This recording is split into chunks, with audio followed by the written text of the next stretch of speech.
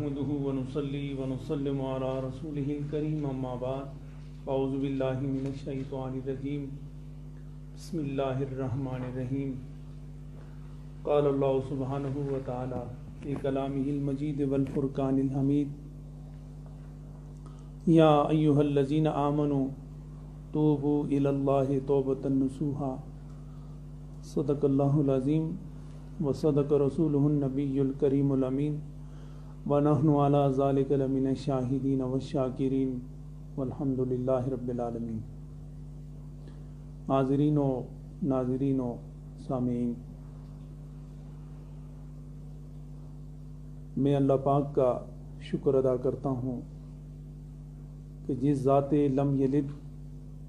ولم یولد نے ہمیں ان ہوش اڑا دینے والے حالات میں اپنے ذکر کی جانب،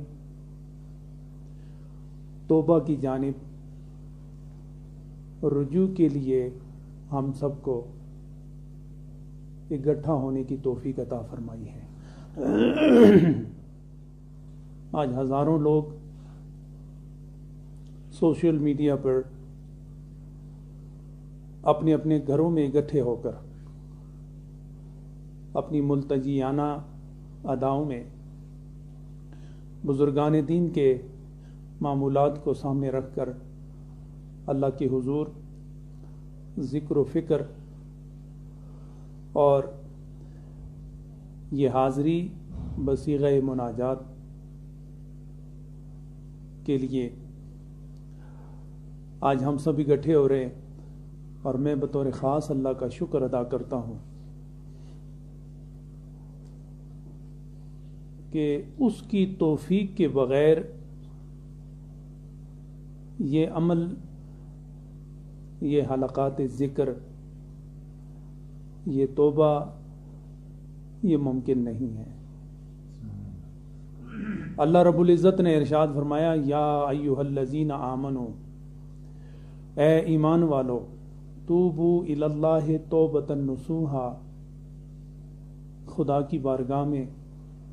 سچی اور پکی خالص توبہ پیش کرو۔ خدا اپنے بندوں کو عذاب دے کے خوش نہیں ہوتا، بلکہ آزمائشوں، تکلیفوں، مصائب کے جب عالم ٹوٹتے ہیں تو اللہ کے بندے جن پر عارضی طور پر غفلت کا پردہ پڑا ہوتا ہے، وہ پردہ ہٹنے لگتا ہے، سرکنے لگتا ہے، اور بندہ اپنے مالک کے حضور سر بسجود ہوتا ہے، اور وہ تائب ہوتا ہے، اللہ سے عرض کرتا ہے، مالک غفلت آ گئی، اب تیری توفیق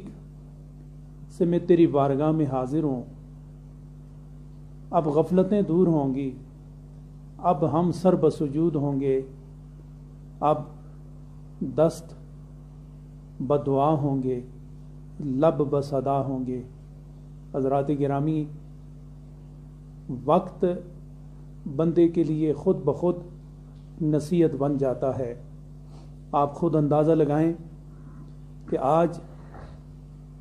یہود و ہنود، اللہ اور اس کے رسول کے دشمنان اسلام اللہ کے اس عذاب کو سمجھ گئے، اور ان کے منہ سے بھی کلموں کی آوازیں سنی ہیں، قرآن پاک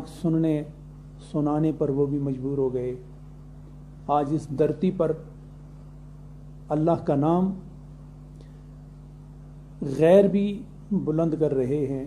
تو اس سے ثابت ہوتا ہے کہ دکھ کی گھڑی، مصیبت کی گھڑی، بیماری کے اوقات، آزمائشوں کے اوقات، بلا و وبا کا دور بندے کا ٹوٹا ہوا رشتہ پھر اپنے مالک سے جوڑ دیتا ہے۔ تو ہم اللہ کا شکر ادا کرتے ہیں کہ رب ذوالجلال ہم سب اس وقت جتنے سوشل میڈیا پر اکٹھے ہیں تیری بارگاہ میں شکر ادا کرتے ہیں، اور وہ لوگ جو سوشل میڈیا پر تو نہیں لیکن تیری بارگاہ میں تصورات لے کر، عاجزی اور انکساری لے کر، گناہوں کا اقرار لے کر حاضر ہیں، میرے مولا یہ سب تیری توفیق کا نتیجہ ہے۔ میں تمام سننے والے دیکھنے والوں کا پھر دل کی گہرائیوں سے شکر گزار ہوں کہ آپ میرے ساتھ ہیں، میں آپ کے ساتھ ہوں، اور خوش نصیبی یہ ہے کہ آج دربار عالیہ نیریاں شریف کے اس مرکزی مقام پر جہاں غوث الامت حضرت خواجہ غلام محی الدین غزنوی رحمۃ اللہ تعالی علیہ نے 40 سال کا عرصہ جس مقام پر بیٹھ کر توحید کا درس دیا، اسلام کا درس دیا، نبی دو عالم صلی اللہ علیہ وسلم کے محبتوں کے جام تقسیم فرمائے، شریعت و طریقت کا فیضان عام کیا، اور آج مسند ہے میری دائیں جانب جہاں حضور شیخ العالم رحمۃ اللہ تعالی علیہ نے 45-50 سال کا عرصہ وقتاً فوقتاً یہاں براجمان ہو کر اللہ کے پیغام محبت اور رسول دو عالم صلی اللہ علیہ وسلم کے پیغام ایمان و اسلام کو عام کیا ہے۔ آج اسی مرکز پر ہم سب اکٹھے ہیں، اور یقیناً آپ اس جگہ کے تقدس اور اس احترام اور اس کے برکات کو پیش نظر رکھ کر جس ختم خواجگان اور ذکر پاک کی طرف ہم بڑھ رہے ہیں، آپ یقیناً اس تقدس معاب ماحول میں اپنے آپ کو محسوس کر کے خدا کی بارگاہ کی طرف ہم بڑھ رہے ہیں۔ حضرات گرامی، سب سے پہلے ختم خواجگان پڑھیں گے، اور میں نے کل بھی گزارش کی تھی، آج بھی کر رہا ہوں، کیونکہ ہر جگہ اجتماع پر پابندی ہے۔ میرے پاس یہاں حضور شیخ العالم رحمۃ اللہ تعالی علیہ کی درگاہ کے خدام اور اہل محبت یہاں موجود ہیں، آپ بھی موجود ہیں۔ میں ٹھہر ٹھہر کر کلمات طیبات کا ورد کروں گا، تو آپ اپنے اپنے گھروں میں مرد و خواتین، چھوٹے اور بڑے، میرے ساتھ ساتھ ادا کرتے جائیں۔ نہ جانے آج کتنے لوگوں کی آہیں، کتنے لوگوں کی آواز اور کتنے لوگوں کی صدا اور دعا خدا کی بارگاہ میں مستجاب ہوتی ہے، اور وہ پاکیزہ لوگ جن کی حاضری سے ہم سب کی حاضری بھی مستجاب یقیناً ہوگی، کیونکہ اللہ فرماتا ہے لا تقنطوا من رحمت اللہ، حالات جیسے بھی آئیں، آزمائشیں جیسی بھی ہوں، دکھ اور اذیت، بلا اور وبا کے کیسے ہی پہاڑ کیوں نہ ٹوٹیں، ان جہاں دل ٹوٹتے ہیں وہاں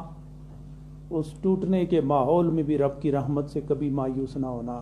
یہ رب کا فرمان ہے، اور ہم رب کی رحمت پر بھروسہ کر کے اسی کے در کی جانب بڑھتے ہیں۔ اس لیے آپ تمام احباب سے گزارش ہے کہ ایک مرتبہ درود پاک اپنے اپنے گھروں میں، اپنے اپنے بچوں میں، اپنے برادران میں، برادران اسلام اور برادران طریقت میں